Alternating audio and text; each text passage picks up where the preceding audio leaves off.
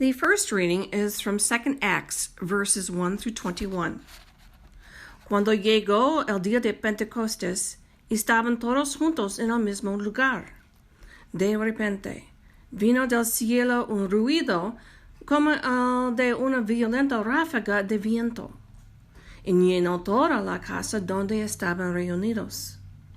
Se les aparecieron entonces unas lenguas como de fuego que se repartieron, y se posaron sobre cada uno de ellos. Todos fueron llenos del Espíritu Santo y comenzaron a hablar en diferentes lenguas, según el Espíritu les concedía expresarse. Le don de l'Esprit. Quand le jour de la Pentecôte arriva, il était tout rassemblés au même endroit. Tout à coup, un grand bruit survint du ciel.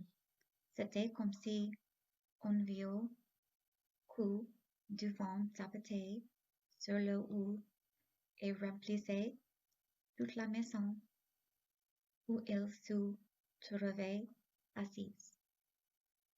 Au même moment, ils verront apparaître des sortes de langues qui ressemblaient à des flammanges. Elles se séparèrent et allèrent se poser sur la tête de chacun d'eux.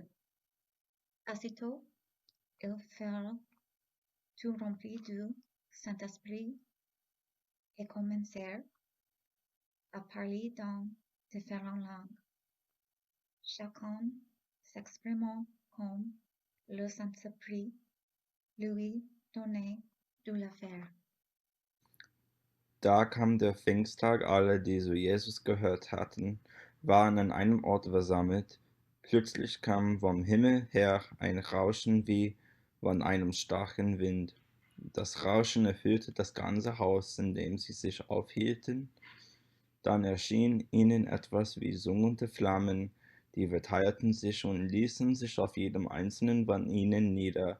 Alle wurden vom Heiligen Geist erfüllt, sie begannen in fremden Sprachen zu reden, ganz so, wie der Geist es ihnen gab.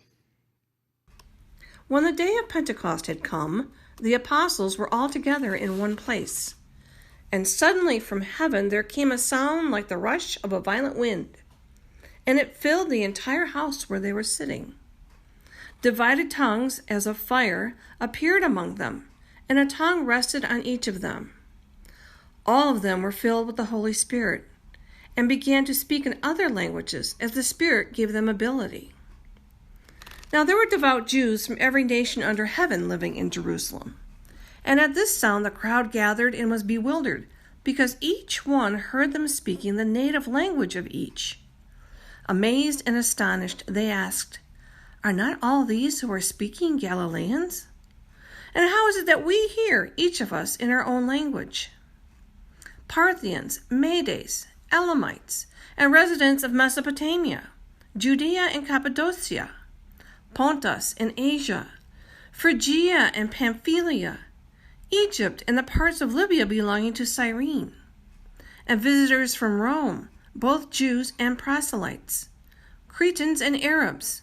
In our own languages we hear them speaking about God's deeds of power. All were amazed and perplexed, saying one another, "What does this mean?" But others sneered and said, "They are filled with new wine."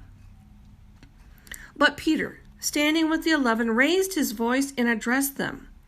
"Men of Judea and all who live in Jerusalem, let this be known to you, and listen to what I say. Indeed, these are not drunk, as you suppose, for it's only 9 o'clock in the morning. No, this is what was spoken through the prophet Joel.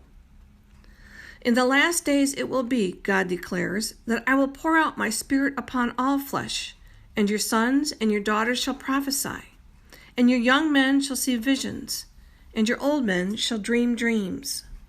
Even upon my slaves, both men and women, in those days I will pour out my Spirit, and they shall prophesy.